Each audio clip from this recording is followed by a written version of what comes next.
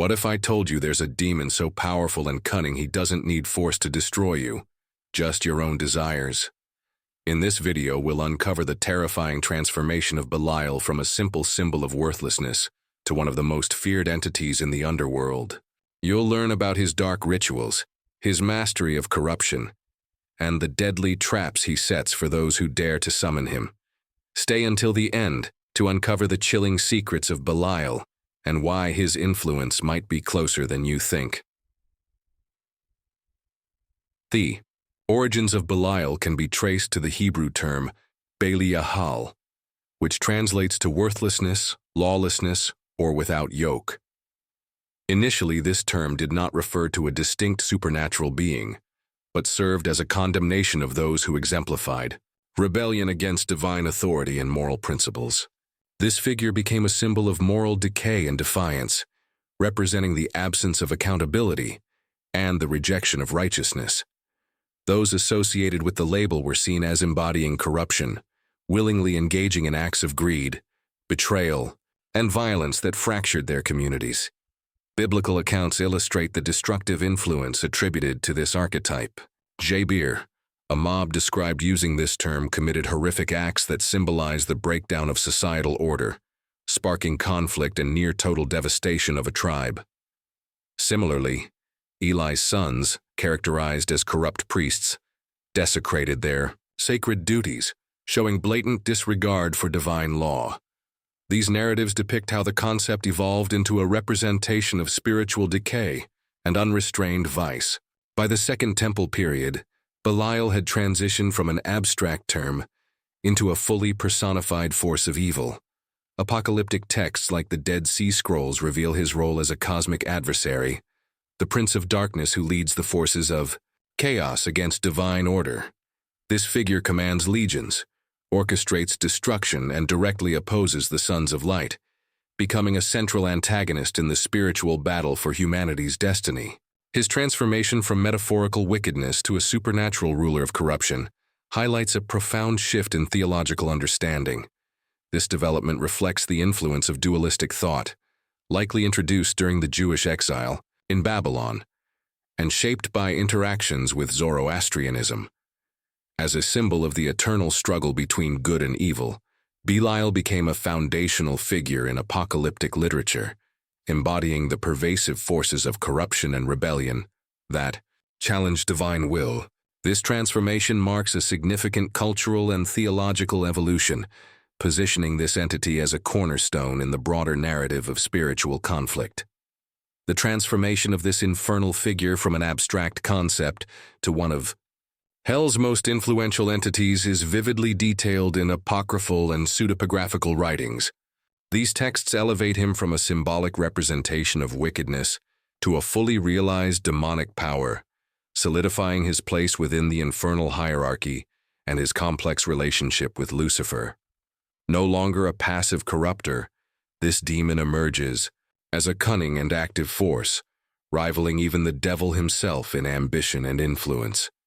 During the Great Rebellion of Angels, as described in demonological lore, this entity played a crucial role.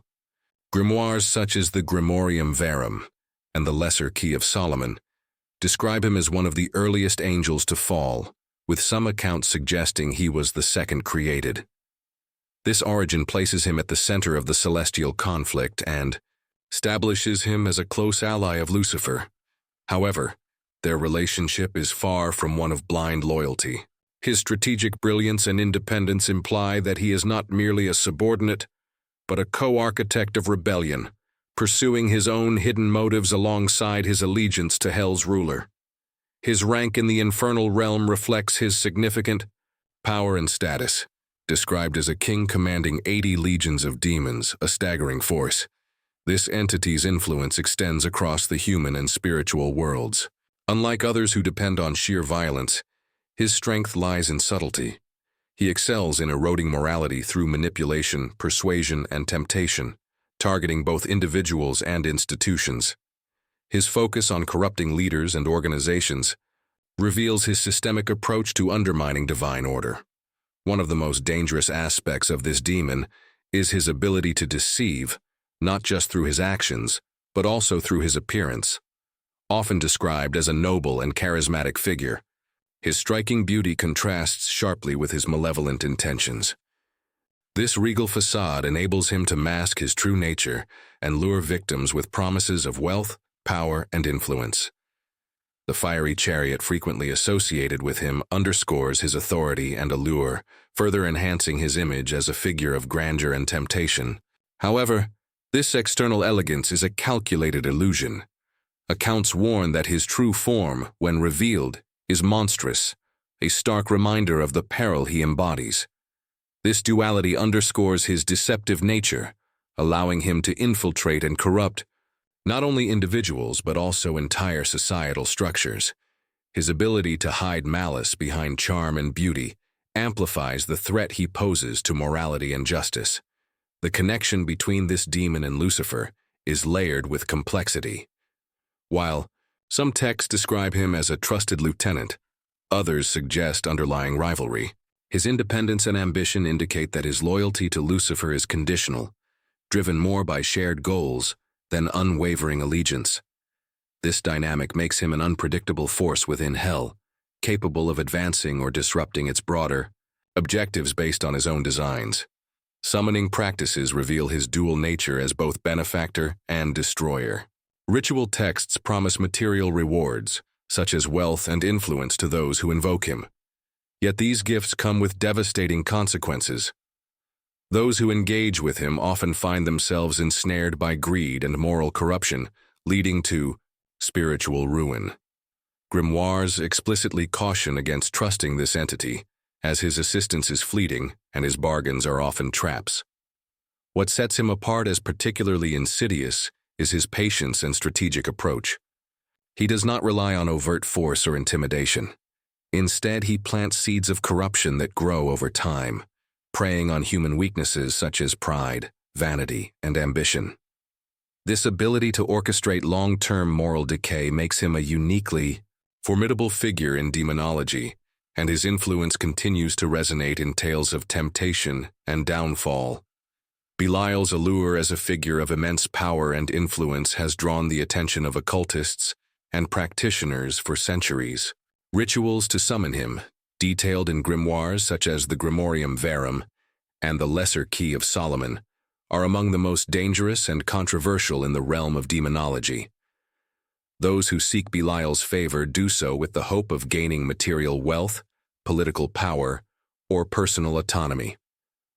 However, these rituals come with grave risks, both spiritual and physical, as Belial's true nature is as destructive as it is seductive. The process of summoning this entity often involves elaborate rituals, requiring precise adherence to ceremonial protocols. Practitioners must prepare sacred spaces, inscribe protective circles, and recite complex incantations in languages such as Latin or Enochian. Offerings are frequently required, ranging from symbolic items like candles and incense to more extreme sacrifices, depending on the tradition. Blood offerings, while controversial and rare, are sometimes reported in darker cult practices, as they are believed to attract Belial's attention more directly. Central to these rituals is the practitioner's intent. Belial does not respond to vague desires or indecisive summoners. He is drawn to those who exude ambition, confidence, and the willingness to make sacrifices for their goals. This requirement makes him particularly appealing to individuals seeking power or freedom from societal constraints. However, this also explains why his rituals are so perilous. They demand complete emotional and psychological commitment, leaving the summoner vulnerable to manipulation. Cults dedicated to this demon are not as widespread as those devoted to other demonic figures, like Lucifer or Satan, but they do exist, often operating in secrecy. These groups typically revere him as a symbol of independence and liberation. Members often share a disdain for conventional moral structures and seek to channel Belial's energy to achieve personal and collective goals. Such cults emphasize his role as a liberator from spiritual and societal yokes, celebrating him as a patron of rebellion and self-determination. Despite their promises of empowerment, these cults are fraught with danger. Belial's influence can be insidious, seeping into the psyche of those who invoke him. His gifts, while enticing, are double-edged. A person who gains wealth, power, or influence through Belial's intervention often finds these rewards corrupted. Wealth may lead to greed, power to tyranny, and influence to betrayal. Belial's bargains are never free. His assistance always comes at a cost, often demanding the summoner's moral or spiritual integrity. What makes this entity particularly dangerous is his ability to manipulate his summoners into believing they are in control. Unlike many demons who rely on fear or overt displays of power, Belial operates through persuasion and subtlety. He presents himself as a guide, an ally, even a friend, masking his true intentions until the summoner is deeply ensnared in his web. This deception is the essence of his danger. He does not overpower his victims, but entices them to destroy themselves. Another layer of peril lies in Belial's ability to exploit human ambition. His promises often target those who are already predisposed to greed, vanity, or a desire for control. By amplifying these traits, he pushes his victims to make choices that lead to their downfall. This process is slow and methodical, giving the illusion of progress and success, while quietly eroding the individual's moral and spiritual foundation. Those who invoke Belial without adequate preparation or protection are at even greater risk. Without strong mental discipline and spiritual safeguards, summoners can fall prey to his manipulations, losing control of the ritual and opening themselves to possession or worse. Belial's presence is said to leave a lasting mark, influencing the summoner long after the ritual has ended. This lingering influence can manifest as obsessive thoughts, paranoia, or a growing detachment from ethical considerations. Belial, as a figure of rebellion and deception, embodies profound philosophical ideas that resonate with human struggles around freedom, morality, and the cost of ambition. His nature and actions reflect two major philosophical concepts: Jean-Paul Sartre's existential freedom and Plato's vision of self-mastery.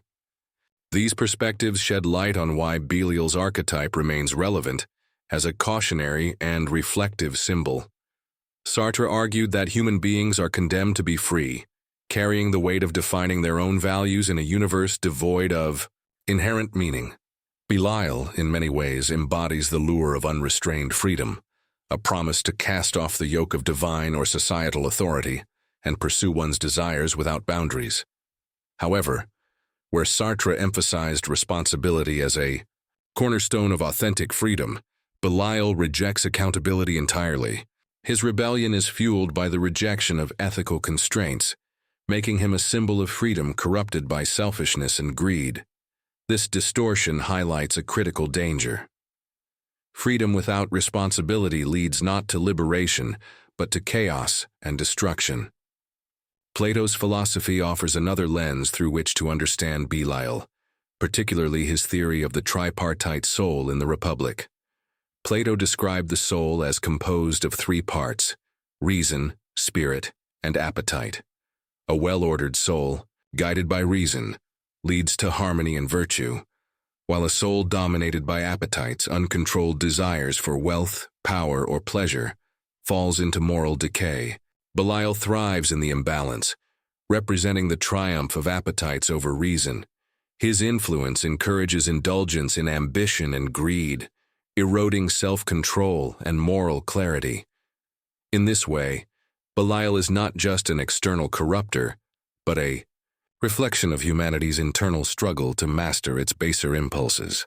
These two frameworks, Sartre's warning about freedom without responsibility and Plato's emphasis on self-mastery, reveal why Belial's archetype is so powerful.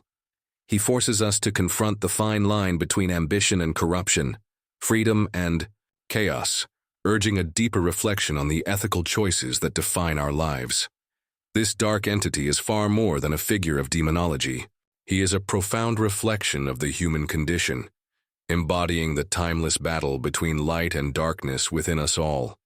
His story reveals the dangers of ambition pursued without boundaries, the allure of freedom stripped of responsibility, and the corruption that arises when we prioritize desire over principle. He is a reminder of how easily humanity's greatest strengths, our drive, intelligence, and capacity for choice, can become our greatest weaknesses when untethered from moral grounding. By examining him, we are invited to reflect on our own lives. Where do we struggle with self-control? How often do we justify our actions in pursuit of power or success? His myth forces us to confront uncomfortable truths about ambition, integrity, and the ethical limits we set for ourselves. It is through this introspection that his archetype gains its true power, not as a source of fear, but as a catalyst for growth.